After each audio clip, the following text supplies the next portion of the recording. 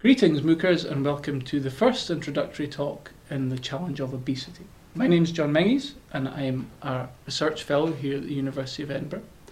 I'm a neuroscientist and I'm interested in how the brain controls appetite and how that's affected by stress and by obesity and by diet. In our first session we'll discuss the nature of the problems associated with obesity and their global scale. So most of us already know that it's unhealthy to be overweight. Many of us will have tried to lose weight or not to put it on in the first place.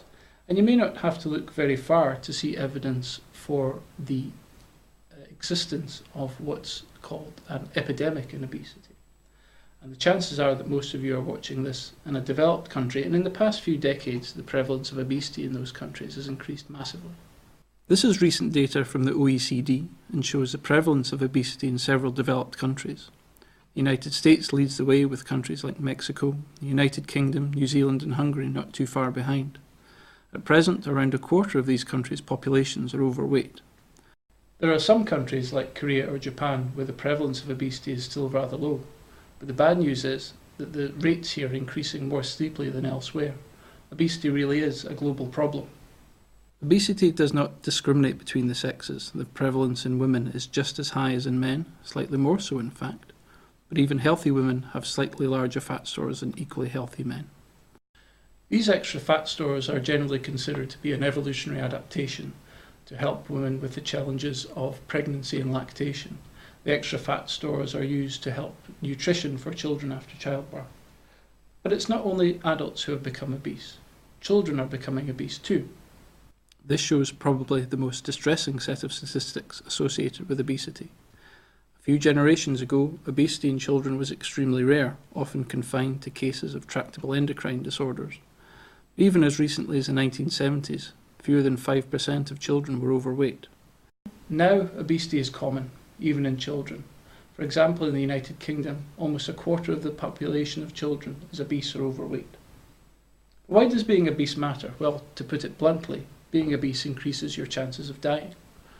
From figures gathered in the United States, of the 60 million obese individuals in that country, around 300,000 are likely to die this year because of diseases associated with obesity. And when you think of these huge numbers, remember that this is just one country, and all the deaths that are a consequence of obesity are entirely preventable. They need not occur. The primary change associated with obesity is accumulation of energy stores. Now, humans can store energy in a variety of ways, but the most efficient way in the long term is as fat. So if we overeat, the stores of fat in our bodies increase, and this can alter the shape of our bodies. In addition to these obvious outward changes, many other less easily noticeable changes can occur simultaneously, and often these only become apparent when they manifest as a disease. Obesity is a risk factor for many diseases affecting many different organs and systems. This is an incomplete list, but it shows the major consequences of obesity over the longer term. Obesity is associated with cardiovascular diseases and some forms of cancer. Diabetes, specifically type 2 diabetes, is a common and serious consequence of obesity and can result in retinopathy and loss of vision, and neuropathy and the loss of limbs. The relationship between obesity, in this case measured as body mass index or BMI, and the risk of diabetes is clear.